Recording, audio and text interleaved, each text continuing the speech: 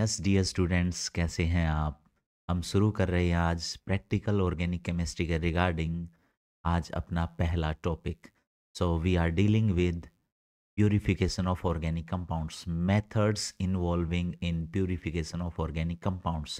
तो चलिए शुरू करते हैं अपना पहला टॉपिक आज का, जो कि है methods of purification of organic compounds. क्या है बेटा? Methods of purification of organic compounds. तो बेटा जेई और नीट में यहाँ से एक क्वेश्चन आता ही आता है। तो इस सेगमेंट को हमें बहुत अच्छे तरीके से कवर करना है। ज़्यादा बड़ा सेगमेंट नहीं है, छोटा सा ही सेगमेंट है। इसमें हम क्वालिटेटिव और क्वांटिटेटिव एनालिसिस की बात करेंगे आगे नेक्स्ट वीडियो लेक्चर्स में क्वालिटेटिव, और फिर उससे अगले में क्वांटिटेटिव एनालिसिस, जिसमें जेल्डल मेथड है, कैरियस मेथड है, वो सारे मेथड आपने डुमाज मेथड वो सुने होंगे नाम ऐसे कुछ। तो वो सारे इसी सेगमेंट में हम डिस्कस करने वाले हैं। तो बेसिकली हम 3 वीडियो लेक्चर बनाने वाले हैं, जिसमें पहला कंप्लीट वीडियो लेक्चर रहेगा प्यूरिफिकेशन ऑफ ऑर्गेनिक कंपाउंड्स पर, methods of purification of organic compounds पर। दूसरा हम एलएस बनाना सीखेंगे, नाइट्रोजन का टेस्ट कैसे होता है लैब में, identification of elements, qualitative analysis के सेगमेंट को पढ़ेंगे, जिसमें हम नाइट्रोजन का टेस्ट देखेंगे कि नाइट्रोजन का टेस्ट पॉजिटिव आ रहा है कि नहीं आ रहा, सल्फर का देखेंगे, एलएस बनाना सीखेंगे, लसानिस सॉल्यूशन। ठीक है, और फिर जब लास्ट में जब हम पहुंच जाएंगे थर्ड सेगमेंट में, वहां पर हम क्वांटिटेटिव एनालिसिस करेंगे। कार्बन हाइड्रोजन का परसेंटेज कितना है, नाइट्रोजन का परसेंटेज कितना है, क्लोरीन का परसेंटेज कितना है। तो परसेंटेज ऑफ एलिमेंट्स निकालेंगे किसी कंपाउंड्स के अंदर।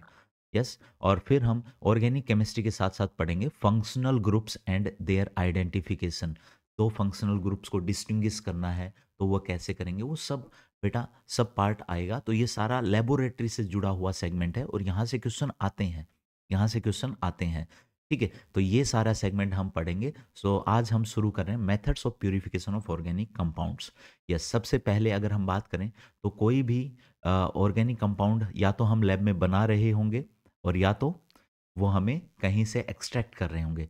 तो once an organic compound is extracted from a natural source, या तो नेचुरल सोर्स से एक्सट्रैक्ट कर लिया हमने और सिंथेसाइज्ड इन लेबोरेटरी, या लेबोरेटरी में बना लिया, तो बनाने के बाद उसको प्यूरिफाई करना बहुत जरूरी है। It is essential to purify it.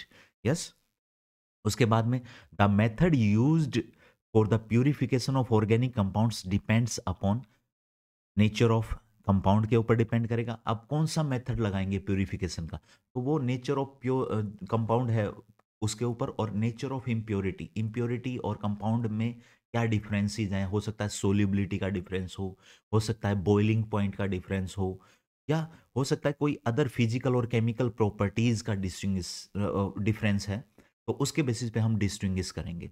Yes, तो कोई भी दो ऑर्गेनिक कंपाउंड्स हैं उनमें कौन सी फिजिकल और केमिकल प्रॉपर्टीज डिफरेंट है, या फिर इम्प्योरिटी है और केमिकल ऑर्गेनिक कंपाउंड है, तो उनमें क्या डिफरेंसेस हैं। हो सकता है फिजिकल प्रॉपर्टी का डिफरेंस हो सकता है केमिकल प्रॉपर्टी का डिफरेंस हो, तो उसके बेसिस पर हम प्यूरिफाई कर रहे होंगे। तो यहाँ पर प्यूरिफाई कर रहे हैं, हो सकता है हम सेपरेट कर रहे हो। तो प्यूरिफिकेशन में तो एक तो हमारे पास ऑर्गेनिक कंपाउंड रहा होगा और कुछ इम्प्योरिटी रही होंगी। यस, तो अगर हम बात करें तो ऑर्गेनिक कंपाउंड और इम्प्योरिटी के बीच कोई ना कोई फिजिकल और केमिकल डिफरेंसेस तो होने चाहिए, उसी के बेसिस पे तो हम प्यूरिफाई कर पाएंगे। तो सबसे पहले अगर हम बात करें तो कौन सा मेथड लगाएंगे, वो मेथड डिपेंड करेगा नेचर ऑफ कंपाउंड पर, कि कंपाउंड का नेचर कैसा है और इम्प्योरिटी का नेचर कैसा है, एंड द इम्प्योरिटीज का नेचर कैसा है, and the nature of impurities present in it. Yes, nature of impurities present in it. Yes, तो कोई ऑर्गेनिक कंपाउंड है उसमें इम्प्योरिटी है, उसका नेचर और कंपाउंड का नेचर, उसके बेसिस पर हम लगा रहे होंगे मेथड ऑफ प्योरिफिकेशन। तो मेथड ऑफ प्योरिफिकेशन क्या क्या होंगे वो देखेंगे बाद में, लेकिन जैसे ही कंपाउंड प्यूरिफाई हो जाएगा, finally the purity of compound is ascertained by determining its melting on boiling point. Yes, सो हम क्या करें, प्योरिटी करने के लिए हम पता करते हैं उसका melting and boiling point. Yes, ascertain मतलब पता करना।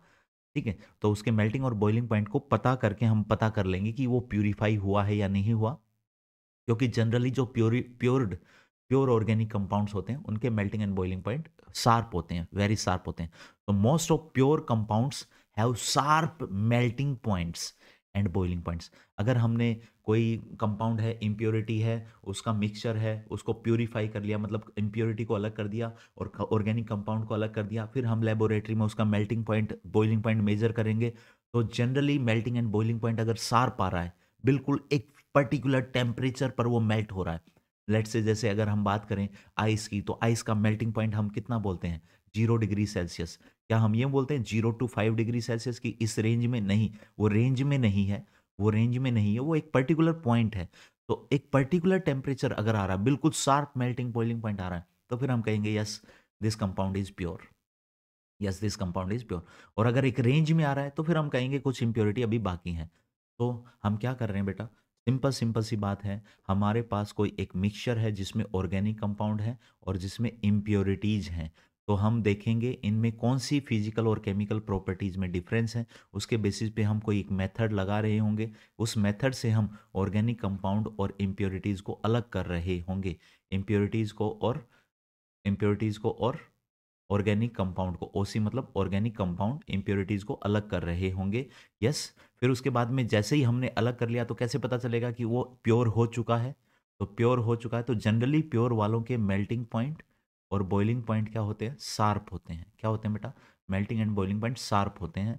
और हम मेल्टिंग और बॉइलिंग पॉइंट पता कर लेंगे और अगर शार्प आ रहा है तो बोल देंगे yes it is purified. Yes, done. तो अब कौन कौन सी प्यूरिफिकेशन टेक्निक लगाएंगे उसकी बात कर लेते हैं।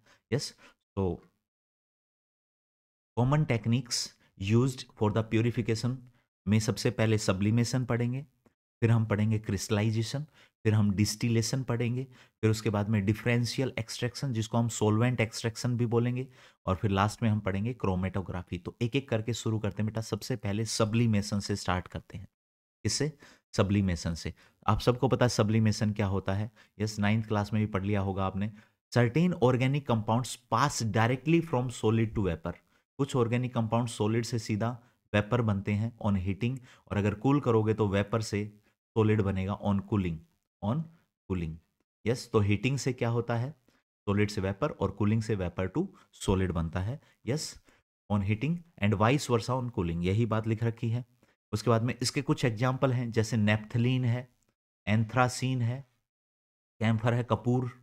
यस, हवन में जो कपूर यूज करते हैं वो कैम्फर है। बेंजोइक एसिड है, एंथ्राक्यूनोन है, हेलिक एनहाइड्राइड है, पैराडाइक्लोरोबेंजीन है, इंडिगो है, आयोडीन है, अमोनियम क्लोराइड है। ये कुछ एग्जाम्पल हैं जो सीधा सॉलिड से किधर जाते हैं? वेपर में, ऑन हीटिंग। और अगर कूल करोगे तो वेपर से सीधा सॉलिड बनेंगे। यस, फिर उसके बाद में इनके बीच में एक इक्विलिब्रियम होगा, सॉलिड से सीधा किधर जाएंगे? वेपर में, without changing into liquid at room temperature and pressure conditions, at 1 atm pressure conditions. वो सीधा सीधा सॉलिड से किधर जा रहे हैं? वेपर के अंदर जा रहे हैं, या वेपर से सीधा सीधा सॉलिड आ रहे हैं। यस, ठीक है। तो सब्लिमेशन में क्या होगा बेटा? देखो हमारे पास कोई ऐसा ऑर्गेनिक कंपाउंड है जो सीधा सॉलिड से वेपर बन रहा है। यस, और इम्प्योरिटी ऐसी है जो सॉलिड से वेपर नहीं बन रही, जो सब्लाइम नहीं हो रही, तो हम क्या करेंगे? हम ऑर्गेनिक कंपाउंड और इम्प्योरिटी का जो मिक्सचर है उसको हीट करेंगे, और हीट करेंगे तो ये वेपर बन जाएगा ऑर्गेनिक कंपाउंड, और वेपर को हम कलेक्ट कर लेंगे और नीचे इम्प्योरिटी रह जाएंगी। तो बहुत सिंपल सा मेथड है। The sublimation is very useful for separating substance which सब्लाइम्स on heating. ऐसे ऑर्गेनिक कंपाउंड जो उसको हीट करते ही क्या हो जाए? सब्लाइम हो जाए, सीधे सॉलिड में, सॉलिड से वेपर में चेंज हो जाए। और इम्प्योरिटी क्या हो? From non volatile impurities. Impurity non volatile हो, कंपाउंड वोलेटाइल हो जाए तो हम उसको कैप्चर कर लेंगे, यस, वेपर्स को। ठीक है, और इम्प्योरिटी पीछे रह जाएंगे। यस, एक बार देखो आप एक्सपेरिमेंटल मेथड देखो। देखो ये हमारे पास क्रूड सब्सटेंस, इम्प्योर सब्सटेंस है, ये इम्प्योर है। इसका मतलब इसमें ऑर्गेनिक कंपाउंड भी है और इम्प्योरिटीज भी हैं। ऑर्गेनिक कंपाउंड है और इम्प्योरिटीज भी हैं। यस, फिर उसको हमने चाइना बाउल के अंदर रखा, चाइना बाउल के अंदर रखा, और यहाँ पर हमने सैंड बाथ या ऑयल बाथ लगा दिया है, सैंड बाथ या ऑयल बाथ। यस, और नीचे से हम हीट कर रहे हैं। क्या कर रहे हैं बेटा? हीट कर रहे हैं। यस, और यहाँ पर हमने एक फ़िल्टर पेपर ले लिया है जिसके अंदर थोड़े थोड़े पोर्स हैं, तो उसको हम बोलेंगे परफोरेटेड फ़िल्टर पेपर, जिसके अंदर पोर्स हैं, सिग्निफिकेंट पोर्स होने चाहिए। यस, फिर उसके बाद में हमने एक फनल को इन्वर्ट करके रख दिया है, यहाँ पर कॉटन प्लग लगा दिया ताकि इससे बाहर ना जाए कंपाउंड। यस, तो अब देखो जैसे ही हम हीट करेंगे तो ऑर्गेनिक कंपाउंड क्या होगा? वेपर बनेगा, वेपर बनेगा सीधा सॉलिड से गैस, और सॉलिड से गैस बन के यहाँ कंडेंस होके और यहाँ वापस क्या बन जाएगा? सॉलिड बनना शुरू हो जाएगा, कंडेंस हो गए तो वो सबलाइम हो गया। और इम्प्योरिटीज़ कहाँ रह जाएंगी बेटा? इम्प्योरिटीज़ पीछे ही रह जाएंगी, इम्प्योरिटीज़ पीछे ही रह जाएंगी, इम्प्योरिटीज़ पीछे ही रह जाएंगी, और ऐसे हम सेपरेट कर लेंगे। यस, तो एक वीडियो से आप इस चीज़ को देखिए, मैं अटैच कर रहा हूँ वीडियो, यस वो देखिए, और फिर हम आगे चलते हैं, क्वेश्चंस करते हैं।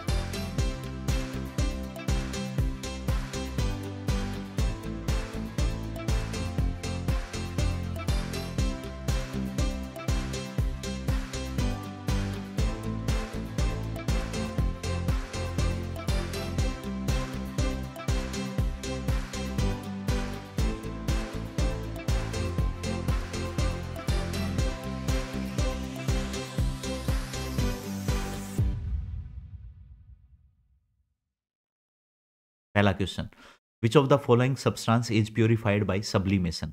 यस, नेफ्थलीन आपको पता है सब्लाइम हो जाएगा, कैम्फर आपको पता है सब्लाइम हो जाएगा, बेंजोइक एसिड भी सब्लाइम हो जाएगा, तो इसलिए अपना आंसर आ जाएगा all of these. All of these is the correct answer, all of these is the correct answer. Yes, अपना करेक्ट आंसर क्या आ जाएगा? All of these. Yes, second question is anthracene can be purified bye, anthracene आप सबको पता है purify कर रहा है, तो इसका मतलब एंथ्रासिल अपने को पता है वो सब्लाइम हो सकता है, तो सब्लाइम हो सकता है तो इम्प्योरिटी पीछे रह जाएंगी, तो sublimation is the correct answer. Yes, अब हम बात करेंगे नेक्स्ट टेक्निक की, क्रिस्टलाइजेशन या रिक्रिस्टलाइजेशन टेक्निक। तो सबसे पहले इसको समझते हैं बेटा, और फिर हम एक एक करके पढ़ते हैं। तो होता क्या है कि जब हम ऑर्गेनिक कंपाउंड बना रहे होते हैं लैब के अंदर, तो ऑर्गेनिक कंपाउंड किसी रिएक्शन के थ्रू, लेट से हमने बनाया, किसी केमिकल रिएक्शन के थ्रू हमने ऑर्गेनिक कंपाउंड बनाया, जो कि एक सॉलिड ऑर्गेनिक कंपाउंड बना। क्या बना बेटा? Solid organic compound. और ये किसके थ्रू बना है? सॉलिड ऑर्गेनिक कंपाउंड जो बना है वो किसी केमिकल रिएक्शन के थ्रू हमने लैब के अंदर बनाया है। किसके थ्रू बनाया है? केमिकल रिएक्शन के थ्रू। तो किसी केमिकल रिएक्शन के थ्रू जब हमने ये कंपाउंड बनाया है, तो उस रिएक्शन में कोई साइड प्रोडक्ट भी बन चुका होगा। और साइड प्रोडक्ट क्यों बना है? क्योंकि साइड रिएक्शन हुई होगी। और ये साइड जो प्रोडक्ट है, और ये जो हम बनाना चाह रहे थे ऑर्गेनिक कंपाउंड, ये साइड प्रोडक्ट अब उस ऑर्गेनिक कंपाउंड के लिए इम्प्योरिटी की तरह बिहेव कर रहा होगा। किसकी तरह बिहेव कर रहा होगा? इम्प्योरिटी। तो अब हमें इसको हटाना होगा, रिमूव करना होगा, रिमूव करना होगा। तो हम कैसे करते हैं? क्रिस्टलाइजेशन या रिक्रिस्टलाइजेशन टेक्निक से करते हैं।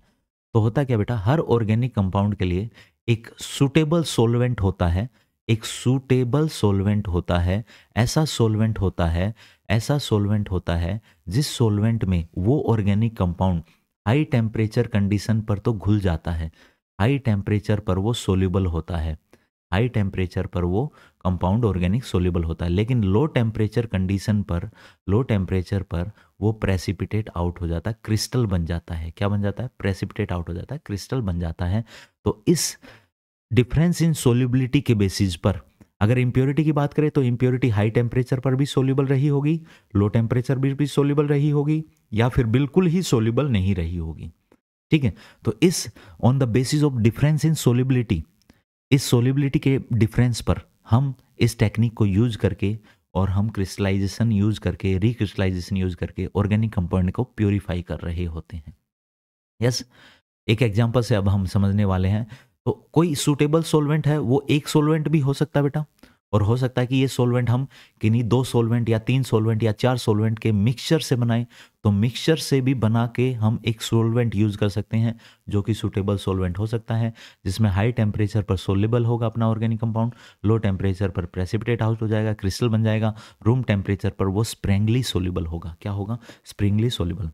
और एग्जाम्पल अगर हम बात करें, तो हमने एसिटिनिलाइड जब लैब में बनाया, क्या बनाया बेटा, एसिटिनिलाइड लैब में बनाया। तो एसिटिनिलाइड लैब में कैसे बनता है, हमारे पास एनिलीन होता है और हमारे पास एसिटिक एनहाइड्राइड होता है। ये रिएक्शन अपने आप याद हो जाएगी बेटा, अगर आप 12th में हैं तो आपको पहले से ही पता होगा, और अगर आप 11th में हैं तो आप 12th में जाएंगे तब पढ़ेंगे, तब अपने आप याद हो जाएगी।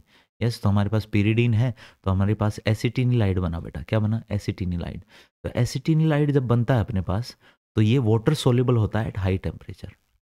एट हाई टेम्परेचर ये क्या होता है, water soluble, water soluble. Yes, लेकिन वही लो टेम्परेचर पर अगर बात करें तो ये प्रेसिपिटेट आउट हो जाता है, और रूम टेम्परेचर पर अगर हम बात करें, रूम टेम्परेचर पर अगर हम बात करें तो वो स्प्रिंगली सोल्यूबल होता है। यस, तो यहाँ पर सुटेबल सोलवेंट है वाटर, कौन है, वाटर। तो हमने क्या किया, वाटर लिया, वाटर एज ए सोलवेंट लिया, उस वाटर के अंदर हमने ये जो कंपाउंड जो हमने बनाया था, ये कंपाउंड हमने मिक्स कर दिया। तो हो सकता है कि बेटा मिक्स करने के बाद हमारे पास, जैसे ही हमने मिक्स किया और हमने हाई टेम्परेचर किया, इसका क्या किया, हाई टेम्परेचर, तो जैसे ही हमने वाटर के अंदर हाई टेम्परेचर पर एसिटिनिलाइड डाला, तो वो एसिटिनिलाइड है वो वाटर के अंदर घुल गया, वाटर सोल्यूबल हो गया बेटा, वाटर क्या हो गया, soluble, water soluble at high temperature condition. ठीक है, अब हो सकता है कि इसमें कुछ इम्प्योरिटीज थी, क्या थी, इम्प्योरिटीज, और वो इम्प्योरिटीज हो सकता है कि वो इम्प्योरिटीज हो सकता है, वो इम्प्योरिटीज हो सकता है कि डिजोल्व ना हुई हो वाटर के अंदर एट हाई टेम्परेचर, जैसे डस्ट हुई, डस्ट हुई। तो अगर इम्प्योर नहीं हुई तो अब हम क्या करेंगे, इसको फिल्टर कर लेंगे, एट हाई टेम्परेचर पर ही क्या कर लेंगे, फिल्टर। और फिल्टर करेंगे तो हमें, हमारे पास जो फिल्टर पेपर है, उस फिल्टर पेपर के ऊपर कौन बच जाएगा, वो डस्ट वाले पार्टिकल बच जाएंगे, या इम्प्योरिटी जो वाटर सोल्यूबल नहीं थी। और नीचे जो हॉट सॉल्यूशन है, अपना हॉट सॉल्यूशन है, उसके अंदर अभी भी एसिटिनिलाइड डिजोल्ड है। हमारे पास सॉल्वेंट जब हाई टेम्परेचर पर है तो अभी भी एसिटिनिलाइड क्या है, डिजोल्ड है, डिजोल्ड है। ठीक है, तो अब ये जो एसिटिनिलाइड था, इसमें वाटर इनसोल्युबल इंप्योरिटी तो हमने अलग कर लिया एट हाई टेम्परेचर। अब कुछ इंप्योरिटी ऐसी भी होती है बेटा, इसके साथ जब ये बनाते हैं तो उनमें कुछ इंप्योरिटीज ऐसी भी होती हैं जो इंप्योरिटीज वाटर सोल्यूबल होती हैं, वाटर सोल्यूबल होती हैं। तो अब इंप्योरिटीज भी इसके अंदर घुली हुई हैं और अपना एसिटिनिलाइड भी घुला हुआ है। तो अब हम क्या करेंगे, इसका जो हमारे पास सॉल्यूशन है, इसका टेम्परेचर कम करेंगे, कूल करेंगे, इसको कूल करेंगे, कूल। और अब कूल करते करते बेटा एक टेम्परेचर ऐसा आएगा कि एसिटिनिलाइड जो है, एसिटिनिलाइड जो है वो इसमें प्रेसिपिटेट आना होना शुरू हो जाएगा। एसिटिनिलाइड जो है वो क्या हो जाएगा, प्रेसिपिटेट बनना शुरू हो जाएगा। हम टेम्परेचर कम करते जा रहे हैं, टेम्परेचर कम करते जा रहे हैं, और एक टेम्परेचर ऐसा आएगा कि एसिटिनिलाइड प्रेसिपिटेट बनना शुरू कर देगा। यस, और इम्प्योरिटी अभी भी वाटर सोल्यूबल रह जाएंगी, अभी भी इम्प्योरिटी कहाँ रह जाएंगी, वाटर के अंदर रह जाएंगी। और उस कम टेम्परेचर पर प्रेसिपिटेट को हम फिर से, उसको प्रेसिपिटेट को फिर से सेपरेट कर सकते हैं बाय फिल्ट्रेशन मेथड। किससे बेटा, फिल्टर से फिर से उसको सेपरेट कर सकते हैं। अगर फिर इम्प्योरिटी रह जाए तो रिक्रिस्टलाइजेशन कर दो, फिर अगर इम्प्योरिटी रह जाए तो रिक्रिस्टलाइजेशन कर दो। कोई कलर की इम्प्योरिटी है तो एक्टिवेटेड चारकोल से सेपरेट कर लेंगे। किससे सेपरेट कर लेंगे, एक्टिवेटेड चारकोल पर एडजॉर्ब करा के सेपरेट कर लेंगे, चारकोल। यस, एक्टिवेटेड चारकोल पर एडजॉर्ब करा के सेपरेट कर लेंगे, क्या करा के, एडजॉर्ब करा के सेपरेट कर लेंगे। यस, तो मेरे ख्याल से आपको ये मेथड समझ में आया होगा। एक एक करके हम पढ़ते हैं बेटा, उससे और क्लियर होता जाएगा। यस, सॉलिड ऑर्गेनिक कंपाउंड है, कोई भी सॉलिड ऑर्गेनिक कंपाउंड है अपने पास, तो सॉलिड ऑर्गेनिक कंपाउंड की अगर हम बात करें तो solid organic compound when isolated from organic reactions are usually contaminated with small amount of other compounds impurity। यूँ कह रहा है, जब भी हम लैब में कोई ऑर्गेनिक कंपाउंड बना रहे हैं सॉलिड, तो उसमें कुछ ना कुछ इम्प्योरिटी जुड़ी रहती हैं ड्यू टू साइड रिएक्शंस। जैसे हमने एसिटिनिलाइड बनाया, तो एसिटिनिलाइड अगर हम वाटर की बात करें तो हॉट वाटर में सोल्यूबल होता है और ठंडे पानी में इनसोल्यूबल होता है। सेम इसी तरह बेंजोइक एसिड भी बेटा, तो यहाँ पर आप बेंजोइक एसिड भी लिख सकते हैं। सेम इसी तरह से आप क्या, बेंजोइक एसिड भी लिख सकते हैं। क्या लिख सकते हैं, एसिटिनिलाइड के साथ में यहाँ पर बेंजोइक एसिड भी बिल्कुल ऐसा ही होता है। बेंजोइक एसिड भी हॉट वाटर में सोल्यूबल होता है, soluble in hot water, soluble in hot water. Yes, और insoluble insoluble in cold water. तो ठंडे पानी में नहीं घुलता, और सोल्यूबल इन हॉट वाटर होता है, वो गर्म पानी में घुल जाता है। बेंजोइक एसिड, तो बेंजोइक एसिड भी ऐसा एग्जाम्पल है। इसी तरह पैरा डाई ब्रोमोबेंजीन है, उसके लिए सूटेबल सोलवेंट होता है बेटा इथेनॉल और वाटर का मिक्सचर, इथेनॉल और वाटर का मिक्सचर। तो सूटेबल सोलवेंट पक्का हर ऑर्गेनिक कंपाउंड के लिए एक ऐसा सोलवेंट जरूर रहा होगा। हो सकता है वो एक हो सकता है वो दो के मिलने से बना, हो सकता है वो तीन के मिलके बनने वाले मिक्सचर से बना हो। तो कोई ना कोई एक ऐसा सॉल्वेंट जरूर होगा जिसमें organic compound eight room temperature partially soluble हो, स्प्रिंगली सोल्यूबल हो, कम टेम्परेचर पर वो प्रेसिपिटेट बन जाए, हाई टेम्परेचर पर वो ज़्यादा सोल्यूबल हो। और इस सोल्यूबिलिटी के डिफरेंस को ही यूज करके हम इस टेक्निक को यूज करने वाले प्यूरिफाई करने के लिए। यस, तो this method is based on difference in the solubilities of the compound and impurity in a suitable solvent. किसी सुटेबल सोलवेंट में सोल्यूबिलिटी के डिफरेंस पर ये मेथड हम यूज कर रहे हैं।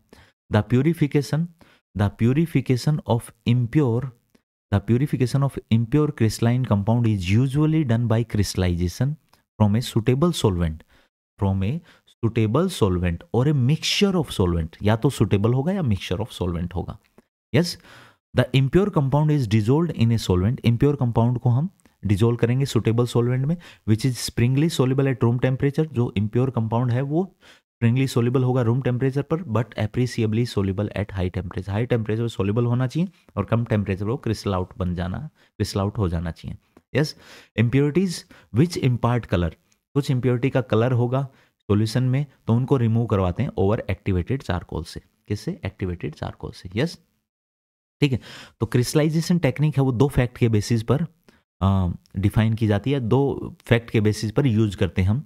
ठीक है, most solid are soluble in hot solvent than cold solvent. कम टेम्परेचर पर मोस्ट ऑफ ऑर्गेनिक कंपाउंड ज़्यादा कम सोल्यूबल रहे होंगे और हाई टेम्परेचर पर वो ज़्यादा सोल्यूबल रहे होंगे। वही बात कर रहा बेटा जो हम पहले कर चुके हैं। The solubility of different compound in a given solvent is different. हर एक कंपाउंड के लिए एक सुटेबल सोलवेंट होगा। उस सुटेबल सोलवेंट वो उस कंपाउंड के लिए है, ना कि वो हो सकता है वो दूसरे कंपाउंड के लिए, कोई जरूरी नहीं वही सोलवेंट हो। तो हर कंपाउंड की एक सोलवेंट में अलग सोल्यूबिलिटी होती है। हर कंपाउंड के लिए एक सुटेबल सोलवेंट होता है। यस, तो अब हम क्या मेथड यूज करने वाले हैं? सबसे पहले इम्प्योर सैंपल लेंगे। The impure sample is dissolved in minimum volume of suitable organic solvent at or near its boiling point. जैसे हमने एसिटिनिलाइड लिया था, वाटर के अंदर डिजोल्व किया था, तो हम एक इम्प्योर कंपाउंड लेंगे और उसको एक सूटेबल सोलवेंट में डिजोल्व करेंगे एट हाई टेम्परेचर। और वो हाई टेम्परेचर जनरली उस सोलवेंट के बॉइलिंग पॉइंट के नज़दीक रहता है। Yes, hot solution is filtered to remove the particle insoluble material and dust. फिर जो हॉट सॉल्यूशन है उसी को हॉट सॉल्यूशन को ही फिल्टर करेंगे ताकि उसमें जो डस्ट पार्टिकल है या इनसोल्यूबल इम्प्योरिटीज हैं वो सेपरेट आउट हो जाएं। फिर उसको कूल करेंगे बेटा। The filtrate is allowed it to cool at room temperature or below, जिससे क्या होगा कि हमारा जो सोल्यूबल कंपाउंड था वो क्रिस्टल आउट होना शुरू हो जाएगा और जो इम्प्योरिटीज थी वो इम्प्योरिटीज अभी भी उस सोलवेंट में रह जाएंगी जो वाटर सोल्यूबल थी, जैसे एसिटिनिलाइड में। Yes, the crystal are separated from the supernatant solution. ठीक है, वो क्रिस्टल सेपरेट हो जाएंगे बेटा। ठीक है, बाय फिल्ट्रेशन से उसको सेपरेट कर लेंगे और जो बना है उसको ड्राई कर लेंगे, और अगर अभी भी इम्प्योरिटी रहेगी तो रिक्रिस्टलाइज करा देंगे। The resulting solution after drawing is tested for the purity के लिए टेस्ट कर लेंगे उसके मेल्टिंग पॉइंट से। मेल्टिंग पॉइंट अगर शार्प आ रहा है तो वो प्योर हो चुका है। यस, नहीं तो रिक्रिस्टलाइजेशन फिर से करा देंगे। यस, ठीक है। तो इस टेक्निक में क्या हो रहा है बेटा, सबसे पहले डिजोल्व करेंगे, ठीक है, सुटेबल सोलवेंट में उसके बॉइलिंग पॉइंट के नज़दीक। फिर क्या करेंगे, फिल्टर करेंगे हॉट सॉल्यूशन को, जिससे इम्प्योरिटीज़ हैं, जो इनसोल्यूबल हैं पार्टिकल हैं, जो डस्ट हैं, वो सेपरेट आउट हो जाए। तो ये हॉट सॉल्यूशन को सेपरेट करते हैं। तो यहाँ पर अपने पास ये क्या होती है, हॉट वाटर जैकेट होती है। ठीक है, जैसे एसिटिनिलाइड लिया अपन ने, तो ये हॉट वाटर जैकेट है अपने पास। यहाँ पर ये अपना सोलवेंट भी वाटर है, तो ये हॉट कंडीशन में एसिटिनिलाइड डिजोल्व रहेगा, लेकिन जो डस्ट पार्टिकल हैं वो घुलेंगे नहीं, तो डस्ट पार्टिकल अपने पास यहीं पे रह जाएंगी। डस्ट पार्टिकल यहाँ पर रह जाएंगी फिल्टर पेपर के ऊपर, और यहाँ पर अपना इम्प्योरिटी और एसिटिनिलाइड चला जाएगा जो वाटर सोल्यूबल है। यस, अब इसको कूल कर लेंगे बेटा। क्या कर लेंगे, कूल कर लेंगे। कूल करने से क्या होगा, एसिटिनिलाइड जो है उसके प्रेसिपिटेट बनने शुरू हो जाएंगे, उसके पीपीटी बन जाएंगे, और एसिटिनिलाइड के प्रेसिपिटेट बन जाएंगे, और जो इम्प्योरिटी है वो भी अभी भी सोल्यूबल ही रहेगी कम टेम्परेचर पर भी, और सोल्यूबल रहेगी। तो अब हम क्या करेंगे, उसको फिर से फिल्टर करके सेपरेट कर लेंगे, फिर ड्राई कर लेंगे, कूलिंग एंड सेपरेशन। तो अब क्या करेंगे, इसको कूल कर लेंगे और सेपरेट कर लेंगे क्रिस्टल को, ठीक है। फिर उसको क्या कर लेंगे, ड्राई कर लेंगे, अगर अभी भी इम्प्योरिटी बच गई तो रिक्रिस्टलाइजेशन कर देंगे। यस, ठीक है। तो हमारे पास एक सूटेबल सॉल्वेंट है, फिर हम क्या करेंगे, हाई टेम्परेचर करेंगे, फिर उसके अंदर हमारा जो इम्प्योर कंपाउंड है उसको डिजोल्व करेंगे। यस, फिर उसको क्या करेंगे, बॉयल करेंगे अप टू उसके नियर टू बॉइलिंग पॉइंट, और फिर हम उसमें सारा जितना डिजोल्व किया जा सकता है उतना डिजोल्व करते जाएंगे और सुपर सैचुरेटेड सॉल्यूशन बना लेंगे। फिर उसके बाद में हम क्या करेंगे, हॉट कंडीशन पर ही उसको सेपरेट आउट करेंगे ताकि इम्प्योर जो इम्प्योरिटीज़ हैं, जो इनसोल्युबल इम्प्योरिटी हैं वो सेपरेट आउट हो जाएं। और फिर यहाँ से हम क्या करेंगे, उसको कूल करेंगे, और कूल करने के बाद हमारे पास फिर से क्रिस्टल बन जाएंगे। अब इसको फिर से फिल्टर करके और हमारे क्रिस्टल्स हैं उनको गेन कर लेंगे, फिर उसको ड्राई कर लेंगे बेटा। अगर अभी भी इम्प्योरिटी है तो रिक्रिस्टलाइज कर देंगे। क्या कर देंगे, रिक्रिस्टलाइजेशन कर देंगे। Yes, repeated crystallisation become necessary. Repeated crystallisation जब जरूरी हो गया, अगर इम्प्योरिटी और जो हमारा जो कंपाउंड है, इम्प्योर कंपाउंड है, जो कंपाउंड है उसके और इम्प्योरिटी के बीच में सोलिबिलिटी डिफरेंस बहुत कम हो। यस, तो रिपीटेड क्रिस्टलाइजेशन, यस एक बार फिर पढ़ते हैं बेटा, देखो, repeated crystallisation become necessary for the purification of compounds containing impurities of comparable solubility. अगर कंपेरेबल सोलिबिलिटी है तो फिर हमें रिपीटेड क्रिस्टलाइजेशन करना पड़ेगा। यस बेटा, ठीक है। तो अब हम नेक्स्ट टेक्निक के साथ मिलते हैं।